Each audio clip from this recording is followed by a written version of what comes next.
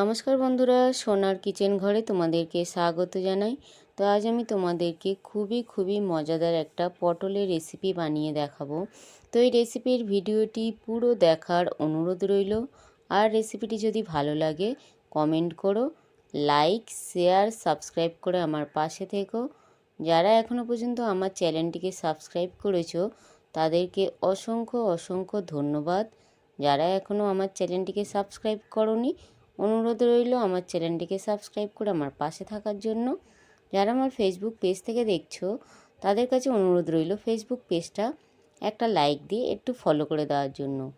তো রেসিপিটি বানানোর জন্য এখানে দেখো আমি কিছু পটল নিয়েছি, আর পটলটা দুটো মুখ কেটে বাদ দিয়ে এইভাবে আমি ছাড়িয়ে নিয়েছি হালকা ছিলকা রেখে।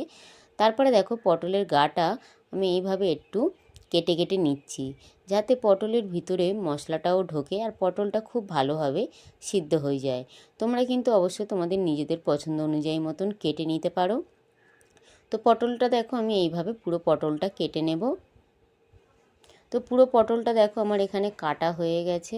এবারে এই পটলের মধ্যে আমি একটু নুন দিয়ে দিলাম, একটু আমি হলুদ গুঁড়ো দিয়ে দিলাম। এই হলুদ গুঁড়ো আর নুনটা দিয়ে আমি পটলটাকে খুব ভালো করে মাখিয়ে নেব। এইভাবে হাত দিয়ে খুব ভালোভাবে পটলটাকে মাখিয়ে নিতে হবে। তো এখানে দেখো নুন আর হলুদটা দিয়ে আমি পটলটাকে খুব ভালো করে মাখিয়ে নিয়েছি। মাখিয়ে নেওয়ার পরে আমি গ্যাসের মধ্যে দেখো একটা কড়াই বসিয়ে দিয়েছি। এবার এই কড়াইয়ের মধ্যে আমি একটু সাদা তেল দিয়ে দিলাম, দিয়ে তেলটা আমি একটু গরম করে নেব।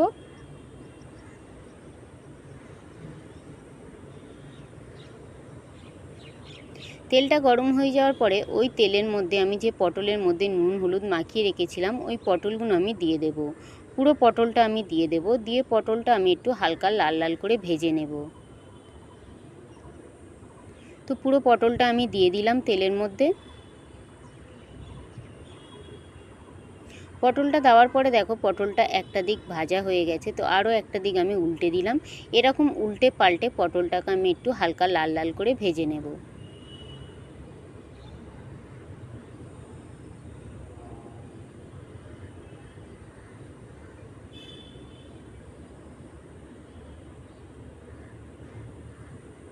তো পটলটা দেখো এখানে উল্টে পাল্টে আমি হালকা করে ভেজে নিয়েছি। এর থেকে বেশি আমি আর ভাজবো না। এবারে পটলটাকে আমি উঠিয়ে নেব।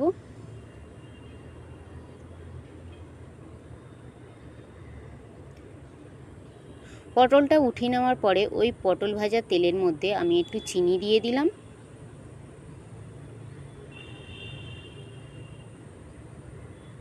একটু আমি গোটা গরম মশলা দিলাম, একটা দারচিনি, দুটো লবঙ্গ আর দুটো ছোটো এলাচ আর একটা তেজপাতা দিয়ে দিলাম। দিয়ে এবার এই গোটা গরম মশলাটা আমি ভেজে নেব। ততক্ষণ ভাজবো যতক্ষণ না এই গোটা গরম মশলা থেকে সুন্দর একটা গন্ধ আসে। তো এখানে দেখো গোটা গরম মশলাটা আমার ভাজা হয়ে গেছে। গোটা গরম মশলাটা ভাজা হয়ে যাওয়ার পরে ওই গোটা গরম মশলার মধ্যে আমি একটা টমেটো ছোটো করে কেটে রেখেছিলাম, ওই কাটা টমেটোটা দিয়ে দিলাম, আর একটু আমি আদা বাটা দিয়ে দিলাম। আদা বাটা টমেটোটা দিয়ে আমি একটু নাড়াচাড়া করে নিলাম। আদা বাটা টমেটো দিয়ে আমি একটু নাড়াচাড়া করে নেওয়ার পরে এবার এই টমেটো আর আদা বাটার মধ্যে আমি কিছু মশলা দিয়ে দেব।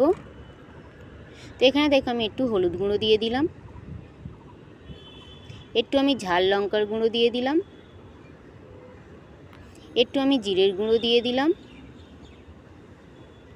একটু আমি ধনের গুঁড়ো দিয়ে দিলাম, আর স্বাদ অনুযায়ী নুন দিয়ে দিলাম, আর অল্প করে একটু জল দিয়ে এবার সমস্ত মশলা আমি খুব ভালো করে কষিয়ে নেব, যাতে হলুদের কাঁচা গন্ধটা না আসে আর টমেটোটাও খুব সুন্দরভাবে গলে যায়। তো এখানে দেখো এখানে কিন্তু আমার মশলাটা খুব সুন্দরভাবে কষানো হয়ে এসছে, আর মশলা দিয়ে কিন্তু তেল ছেড়ে দিয়েছে, আর টমেটোটাও কিন্তু একদম গলে গেছে। তো এবারে দেখো আমি একটু নাড়াচাড়া করে নিলাম। নাড়াচাড়া করে নেওয়ার পরে এবারে এই মশলার মধ্যে আমি যে আগে দিয়ে পটলটা ভেজে রেখেছিলাম ওই ভাজা পটলটা আমি দিয়ে দেব। ভাজা পটলটা মশলার মধ্যে দিয়ে আবার আমি কিছুক্ষণ পটলের সঙ্গে মশলাটা কষিয়ে নেব।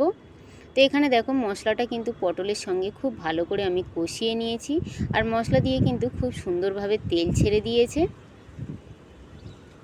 এইভাবে কিন্তু পটলটা মশলার সঙ্গে কষিয়ে নিতে হবে।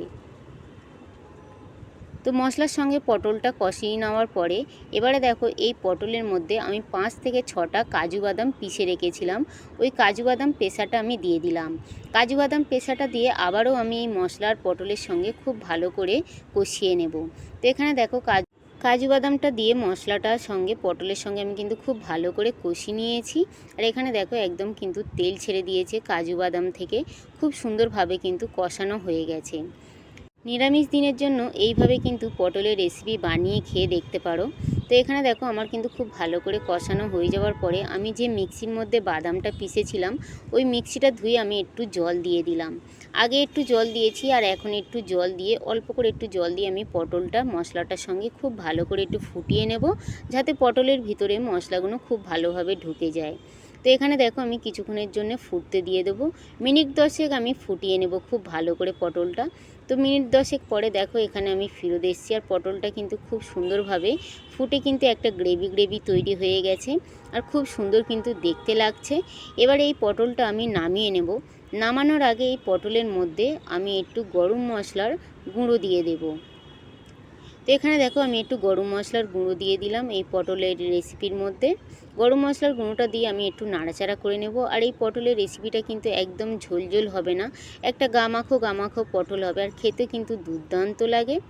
তো এখানে দেখো গরম মশলাটা আমি দিয়ে দিলাম। গরম মশলাটা দিয়ে এখানে আমি গ্যাসটা বন্ধ করে দেব। গ্যাসটা বন্ধ করে দিয়ে আমি পরিবেশন করে নেব। আর এখানে দেখো আমার কিন্তু পটলের নিরামিষ রেসিপিটা পুরো রেডি আর কত সুন্দর দেখো দেখতে লাগছে। গরম গরম ভাতের সঙ্গে, রুটির সঙ্গে, পরোটার সঙ্গে খেতেও কিন্তু দুর্দান্ত লাগে।